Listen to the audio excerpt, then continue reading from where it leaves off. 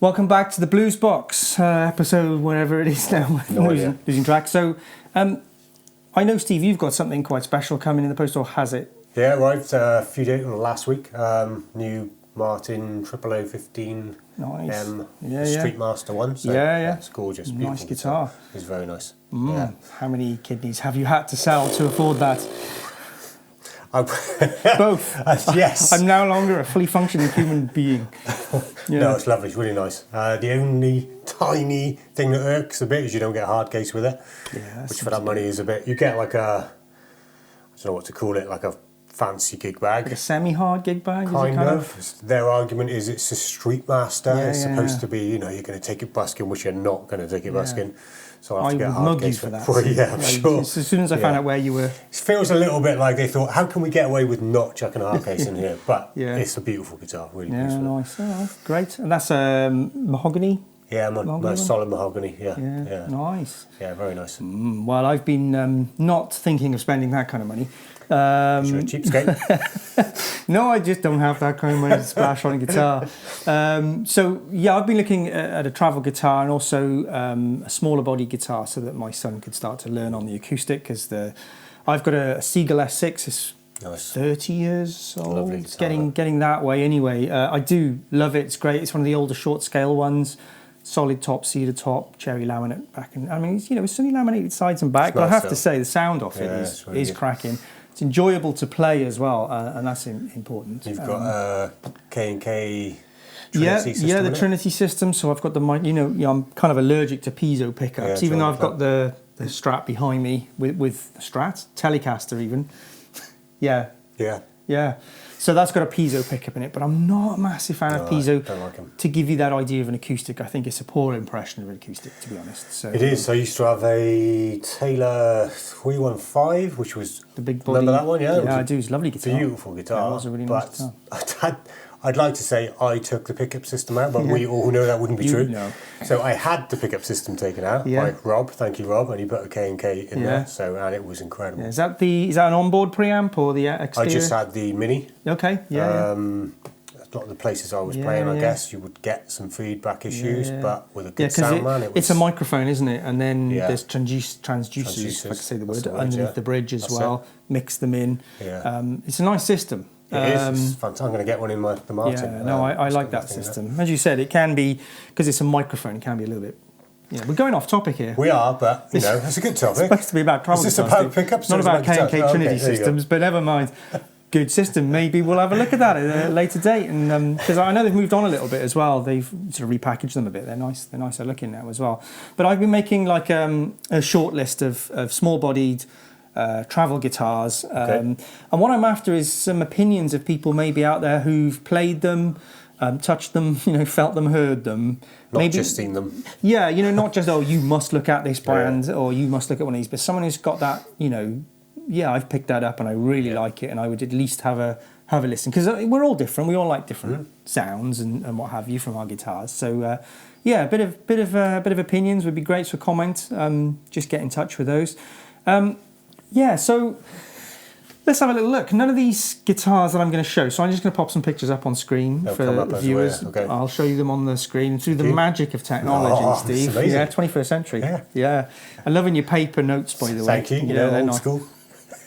None of these... You're not supposed to say that. Just cannily out a shot there. Yeah, so... Good old pen and paper.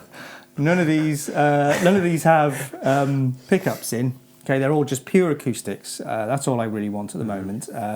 So I thought I'd just travel through these. Ooh, I see what you did. Travel through these.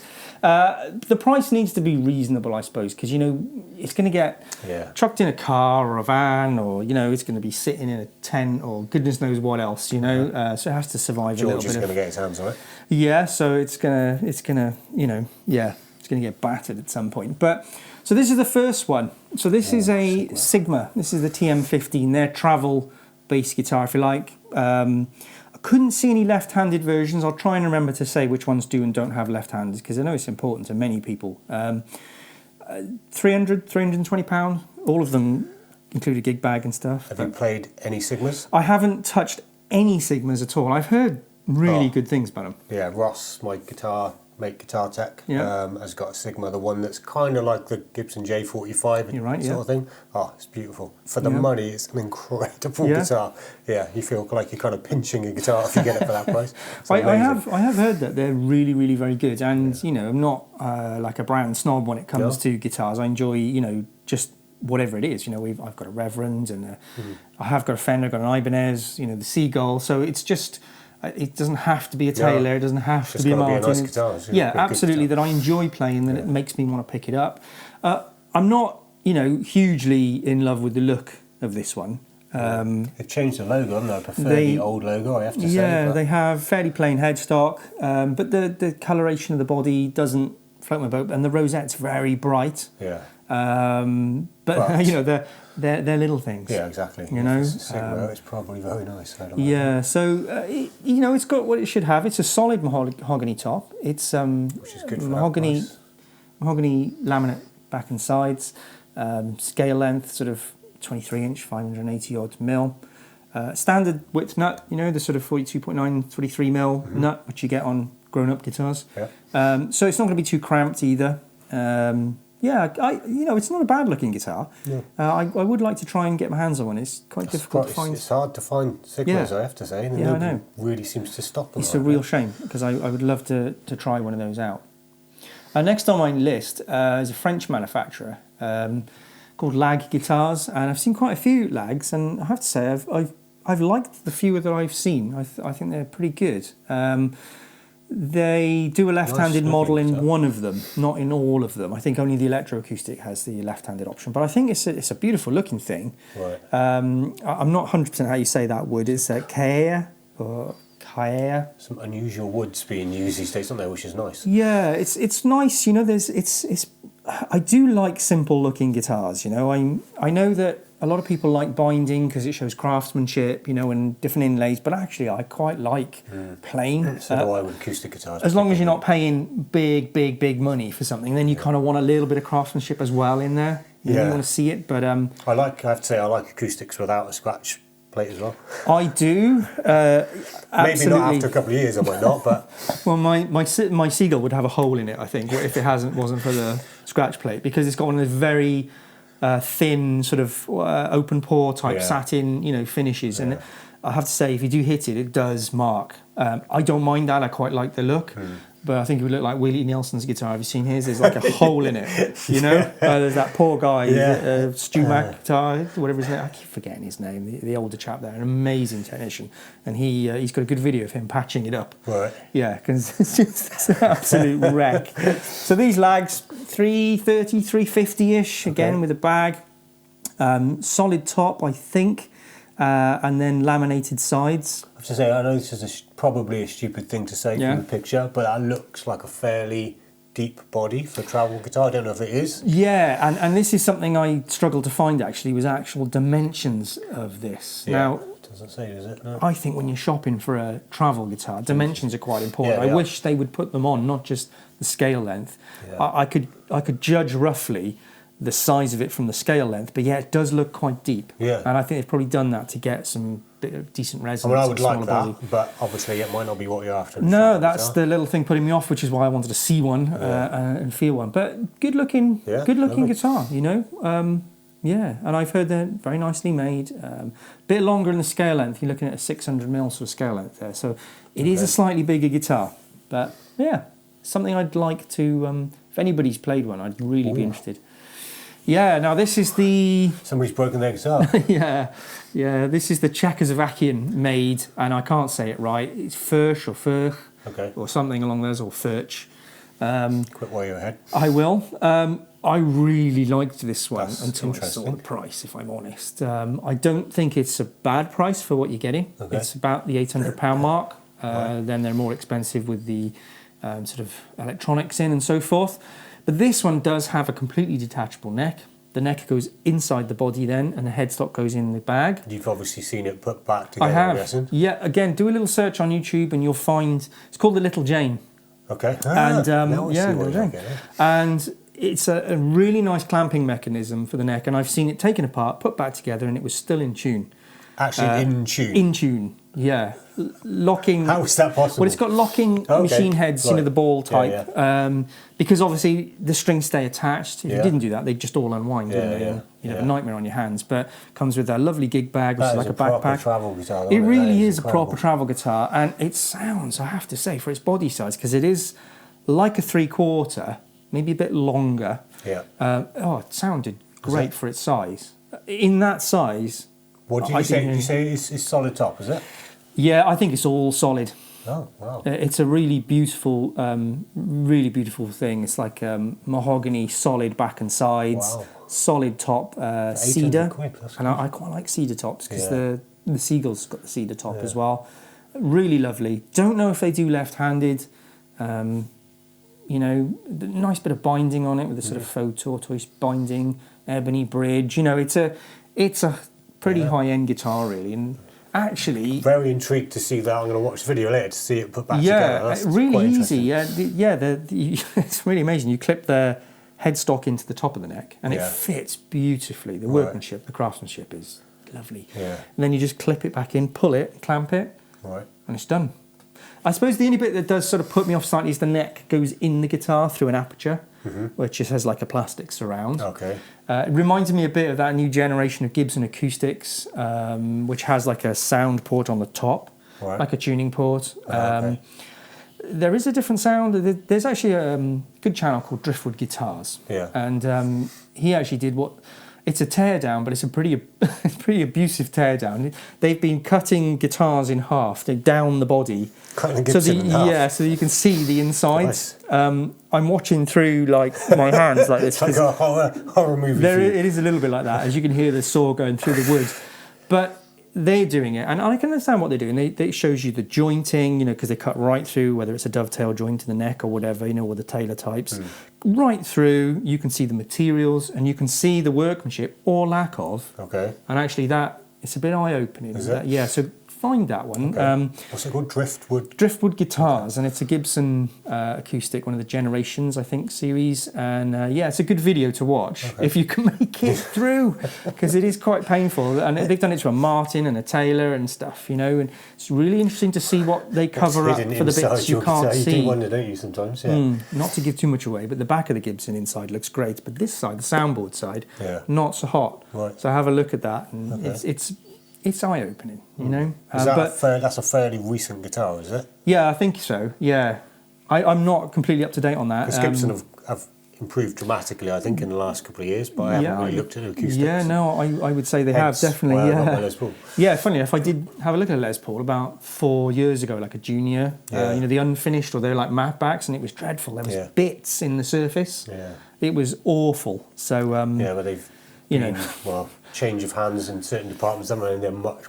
I think it's going to take time, let's say, maybe to get right through the model range and do everything right and change attitudes and cultures in that company, because there are some good Gibsons, they really are, it's just one there, phenomenal. That was a bit eye-opening. It's worth a look. Okay. And that's what I'm saying, is don't buy a name, buy the guitar that sounds and feels right to you. You decide what you want. It's been hard, hasn't it, the last couple of years, because it's been hard to go and play guitars. Hard stroke non-existent. It's impossible at times. Yeah, so, but I really like that Little Jane. I think amazing. Money No Object, I would probably go for that.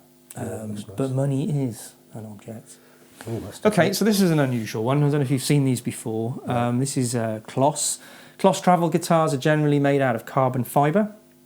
You can get hybrid ones, which are carbon fibre bodies with wooden necks. You can get whole carbon fibre ones. So the neck's carbon fibre as well. Right. Great for travel. Humidity, not a problem. Heat, temperature, not a problem. Fairly strong, I'm guessing, carbon fibre. I would imagine, you could. My lack of knowledge of things like that. Yes, harder. They can be more brittle, I suppose. I'm not talking from great experience here, so it's something you'd have to look at. And I know things like that and high pressure laminates like Martin use can be difficult to fix.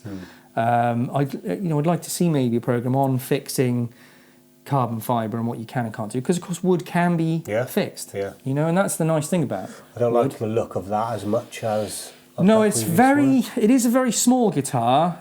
It's very expensive. I have to say, it was £800 upwards, you know. Is that the only finish because it's carbon fibre? It's just... Pretty much, I think. Okay.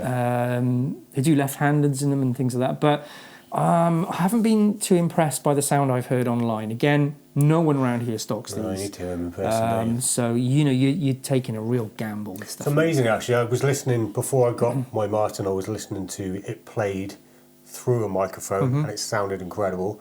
Then I heard somebody else playing it with a piezo pickup, and I thought, just another guitar. Horrible.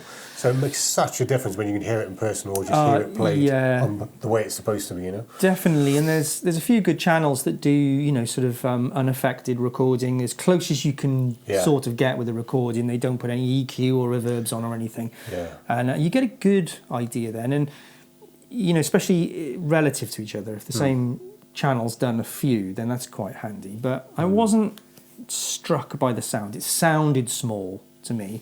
Again, standard nut size, you know. It ticks a lot of boxes for a lot of people, I think, and I can imagine someone really enjoying that because they can just chuck it anywhere, you know, without thinking, oh, it's a lot of money. Oh, that's nice. Well, yeah, so this is fairly, I suppose, quite a standard guitar these days, the Little Martin. You know, very popular. That's not wood though, is it? No, that's okay. So that's the Koa one, but that's completely made from the body anyway, from high pressure laminates. That's so Koa. It's not actually Koa. No. It's a print. Right. Okay. So it's this high pressure laminate is like it's paper and wood fibres. Like a laminate floor. Am I being stupid? No, it's more like formica that you used to get on kitchen. Okay. You know, flexible formica. Showing our age here. It's a resin that bonds all that sort of material together. Now, the advantage of it, apart from the fact it's not chopping down a tree, is but environmentally it's resin and plastic, so I don't know. But you can take it anywhere, really. Again, it's not affected by humidity. It's not affected by temperature. Right. The neck itself would be, because the neck is wood. Yeah. I'm guessing with Martin doing it, it must be pretty... They travel well. That's very guitar namist of me, but they generally make good acoustic guitars. All that stuff I said about Brown team, you've just completely stomped all over that. I swear I've read a review of the Little Martin, and it got a good review from what I was reading. Yeah, they generally do. I'm not massively keen. When I actually played it, it didn't resonate when you were holding it very well. Right. It didn't feel nice through you. You know how guitars resonate through you, which is quite nice. Yeah. Didn't project that well. It was loud enough for its body size. It was impressive for its body size. The material finish I didn't like. You know, the touch and feel of it. It didn't light my fire. You know. Okay, so that's the Little Martin. Now. I did actually play this at the same time as well. This is the Baby Taylor. Okay, not a big Baby Taylor. No, just the same size as the Little Martin, so the 3/4. I played this, it freaked me out slightly. I liked the neck, but I could not get over how, and I like Taylors, as you know, but how small the body was. Because I like the big tiny. Baby Taylor. I mean, but that's the point. That's kind of why you were looking at it. It was something really small that you could just lob in, you know, the boot of a car. Please don't say the word lob and Taylor in the same sentence. Chuck them in. But that's the point, isn't it? Spending. I mean, this is 320, 340-ish, somewhere around there. They do left-handed models as well. Taylor are pretty good at all of that. I think Martin do very much the same. This is now. I think it's all laminate, but it is wood. Unlike the Little Martin, which was the HPL stuff, high pressure laminate. This is wood, but on the website doesn't state it's a solid top. But a lot of reviews I've seen do. Okay, you would think they would say if it was. But. Yeah, because it says it's a laminate sides and back, which is the Sapele. Top mahogany, but I got a funny feeling it might be a laminate. But sounded so much nicer to me than the Little Martin. Yeah, it's got the little bit of a bowl back on it.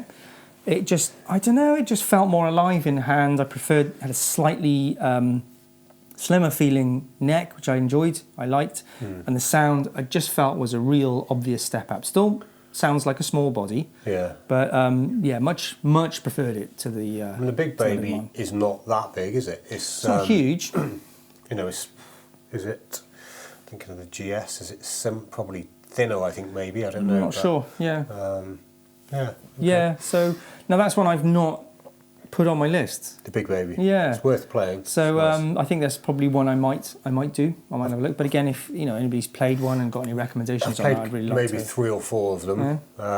And when I've played ones that have been set up really well, they've been really nice to play.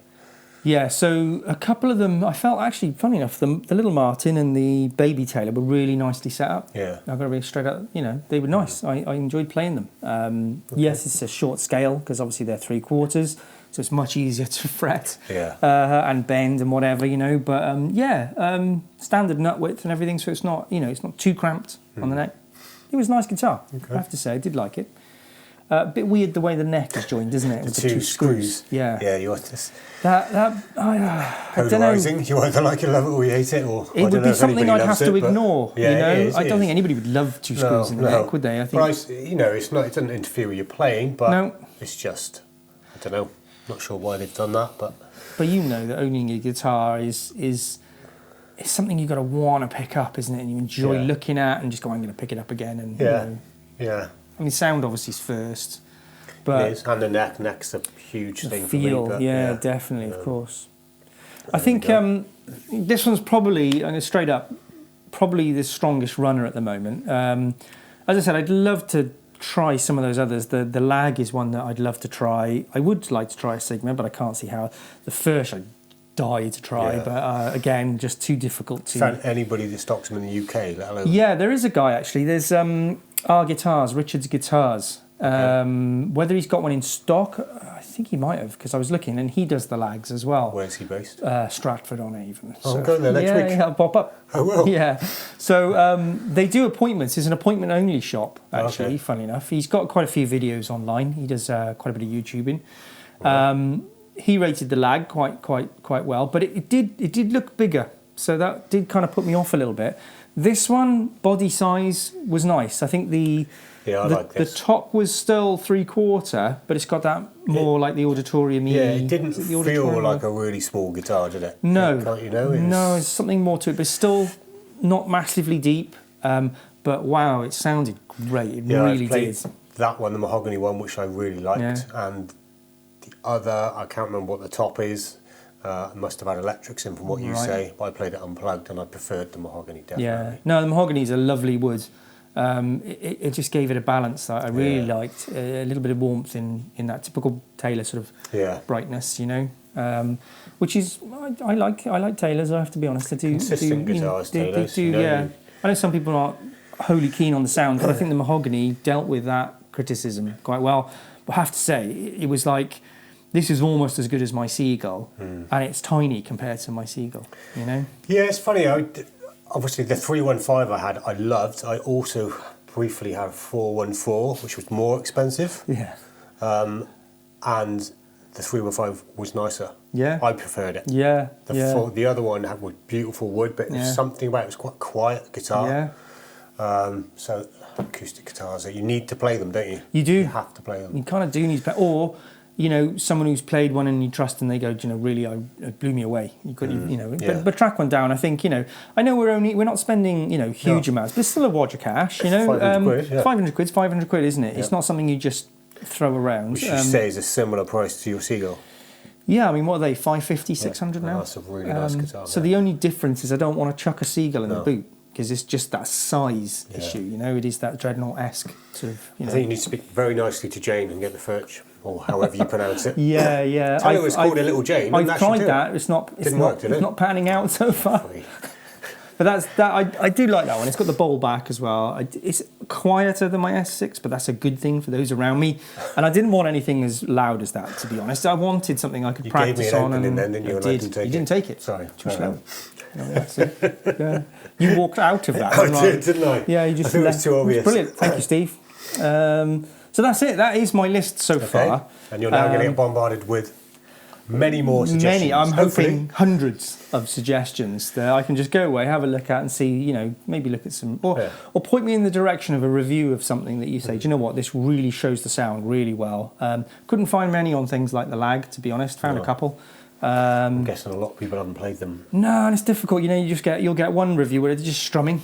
You can do a bit of finger picking as well, or one is just finger picking and not. Do you know what I mean? So it's a bit like that. But there we are. Finally Thank you for joining us. If you've made it through the whole episode of our travel acoustics, then well done. I am impressed. But yeah, please join in by liking, commenting, subscribing. Go nuts, do all three. That would be awesome. But even a comment just really helps us out, helps us on our journey. We're very, very new channel, so we need all the help we can get on that. So we really appreciate you joining us, and we'll see you again for another episode. And take care.